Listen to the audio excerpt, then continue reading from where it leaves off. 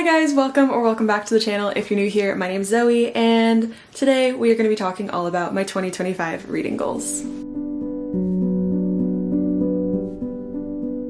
So I know last year for 2024, I made a video like this where I did like all the reading goals I had for 2024, and I kind of talked about how I wanted to change my reading from 2023 to 2024, but I honestly don't think I ever posted that video. Today, however, we are going to be talking about my reading goals for 2025 because they are going to be very different.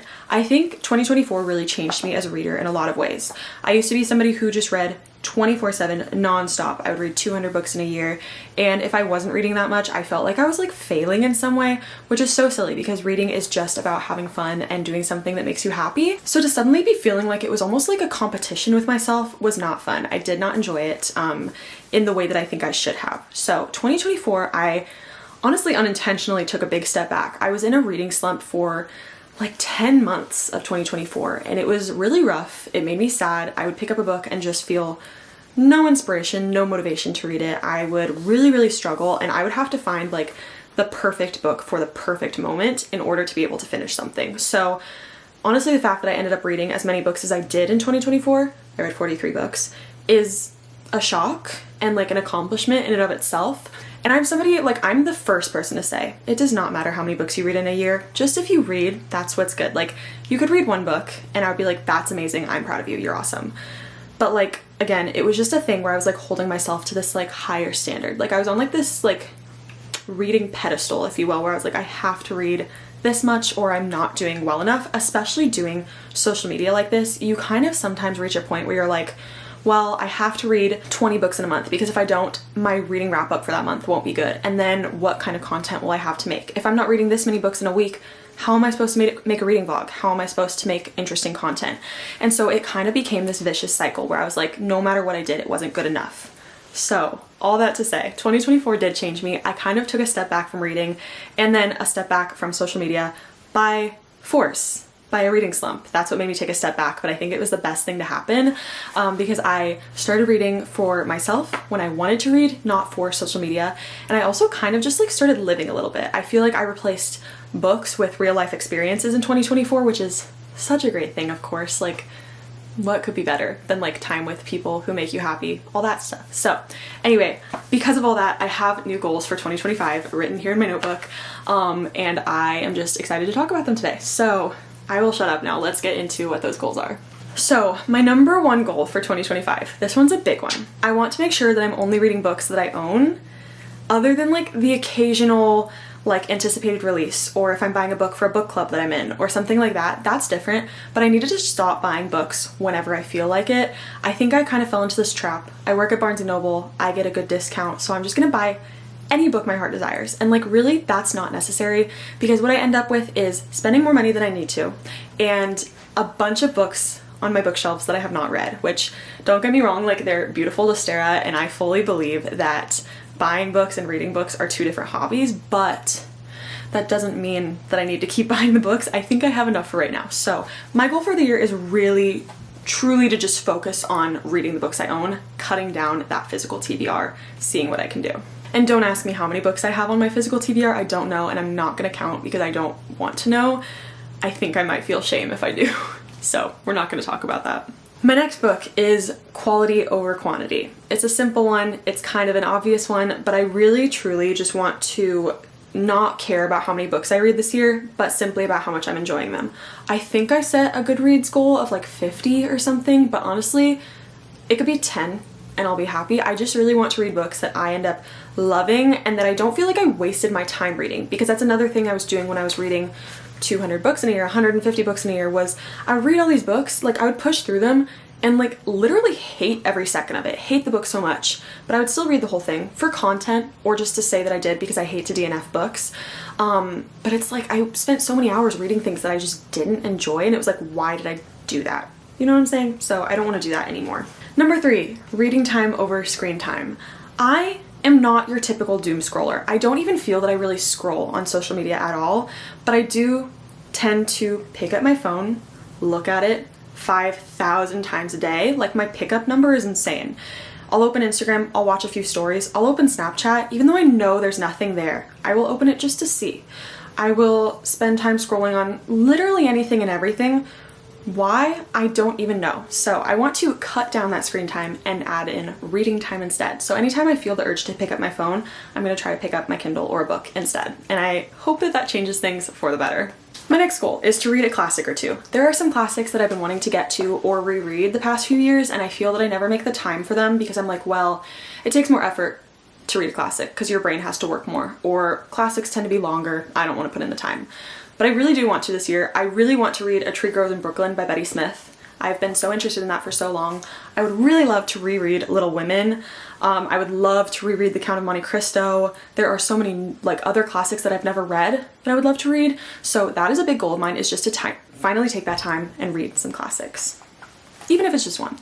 Next goal is to reread a book when I feel like it. I have fallen into this trap again over the past couple years where I will want to reread one of my favorite books, but I'll be like, I don't have time to reread a book. I need to be reading all these new books that I haven't read yet.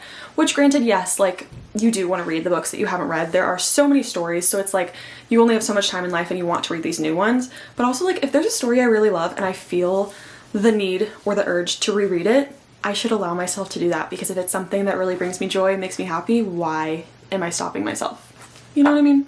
My next one is like not even necessarily possible, but I just like made it a goal. It's to stay out of my reading slump. I feel that I'm working my way out of this reading slump right now. I wouldn't say I'm in one. I would say I'm like borderline reading slump, but I'm not really in one. So my goal is just to stay out of that reading slump, do whatever I can to stay out of it, whether that be rereading a book, whether that be taking a step back from reading, whether that be trying a million different books and not finishing any of them.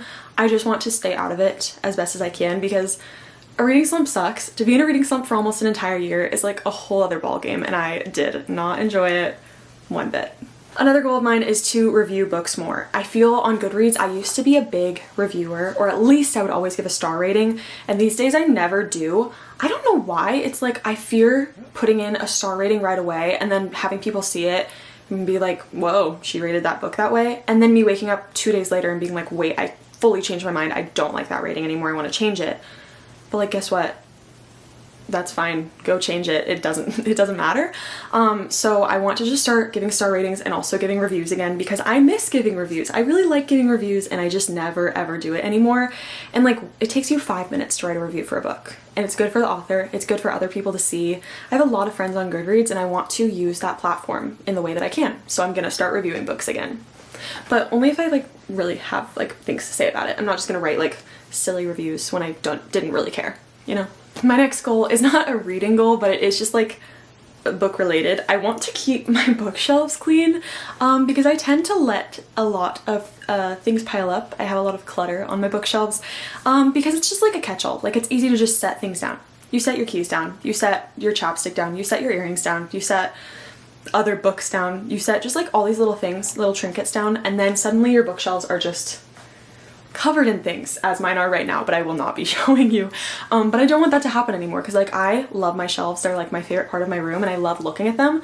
But when they look like this, it causes me a little bit of stress because they're such a mess, but also it's just like they're not as pretty, you know? So I want to keep them cleaner, and I don't think that's that hard. It's just like a put away, not put down mentality, and that is something I can certainly do. My next one is to read on my Kindle more. I used to be a big library person. I kind of stopped that in the last year and a half, but I am a big Libby person, but I also haven't been doing that as much. But I have a Kindle now, and I love reading on my Kindle. I find it to be very convenient. A big reason why I wouldn't pull out books last year is because I would be like, ugh, I don't want to hold it. A Kindle is so easy. Like, just pick it up and read something on it. So I want to start utilizing that more. I don't have Kindle Unlimited at the moment, but I have a million books on my Kindle, and I also have Libby again. So like, I want to start doing that more and seeing how that changes my reading life. So, and finally, I have one more goal. This one is a big one. This one's a big one. You might not even believe me because I've been talking about it for years, but I want to finish reading Harry Potter. I've never finished that series. I feel like this has been an ongoing thing for my channel for so long. Like, every video, every TBR video, I'd be like, let me read the next Harry Potter book this month. We're gonna do it. We're finally gonna continue it. And I would never, ever do it. I did end up reading The Half-Blood Prince in 2024. loved it so much, wanted to go straight into Deathly Hallows, and didn't, and then kind of lost my interest. However, I have been reading it for the past few days. I'm like 33% through, so I feel that this is a very achievable goal. You can believe me because I'm literally gonna finish it this month, so. And when I do, we're gonna throw a literal party. Like, I can't believe that I'm actually finally gonna finish Harry Potter because this has been a journey I've been on since I was like 13, 12 years old. It's crazy, but I'm excited for it, so anyway. Those are all of my reading goals for 2025. I try to be pretty realistic with them, and also just like look into things that I genuinely wanted out of my reading so that I could enjoy reading more again. So yes, that is what I have. If you have any fun goals for reading for 2025, feel free to let me know down below. Also, if you enjoyed this video and you want to follow along on my journey, feel free to comment, like, and subscribe. Follow me, all my socials are linked down below. All the things, you know, you hear them in every YouTube video, but yeah, thank you guys so much for watching. I hope you enjoyed hearing about my goals for 2025, and I'll see you in the next video. Bye.